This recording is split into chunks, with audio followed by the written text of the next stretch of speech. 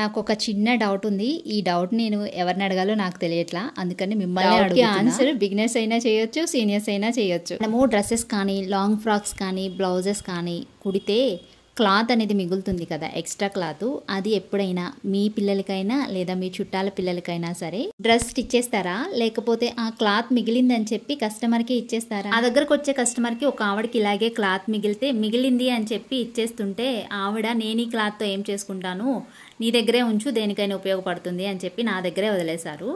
అయితే ఇలా డ్రెస్సెస్ కానీ లాంగ్ ఫ్రాక్స్ కానీ కుట్టినప్పుడు ఎంతో కొంత క్లాత్ అనేది మిగులుతుంది. అంటే 1 ఇయర్ బేబీకి కానీ 2 ఇయర్స్ బేబీకి కానీ ఫ్రాక్స్కి స్టిచ్ చేయడానికి ఉపయోగపడుతుంది.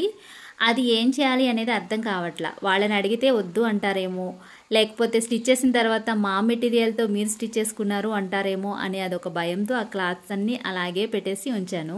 కస్టమర్స్కి ఇంకొక క్లారిటీ ఇవ్వాలండి బాబో ఈ వీడియోలో, లేకపోతే మమ్మల్ని లైనింగ్ ఎక్కువ తీసుకురమ్మని చెప్పి మీరు వాడేసుకుంటున్నారు అనే ఫీలింగ్లో ఉంటారు వాళ్ళు. డ్రెస్సెస్ స్టిచ్ చేయమని సారీస్ ఇచ్చినప్పుడు కానీ, మెటీరియల్లో పన్నా ఎక్కువ వచ్చినప్పుడు కానీ మనకి క్లాత్ అనేది మిగులుతుంది. అంతే తప్ప మీరు ఇచ్చిన ప్రతి దానిలో క్లాత్ మిగలదు, మేము దాచుకోము. అలా మిగిలిన క్లాత్స్ నా దగ్గర చాలా ఉన్నాయి. వాటితో నేనేం చేయాలో నాకు ఒక సజెషన్ ఇవ్వండి. ఎప్పటి నుంచో షేప్ బెల్ట్ చూపించండి అక్క, కొలతలతో చూపించండి అని కొన్ని కామెంట్స్ వస్తున్నాయి. మీకు కొలతల కన్నా ఈజీ మెథడ్ అయితే ఈరోజు నా స్టైల్లో నేను షేర్ చేశాను అనమాట. వీడియో నచ్చితే లైక్ చేయండి, యూస్ఫుల్ అనుకుంటే షేర్ చేయండి. మరిన్ని వీడియోస్ కోసం మన పేజ్ని ఫాలో అవ్వండి. Thank you for watching.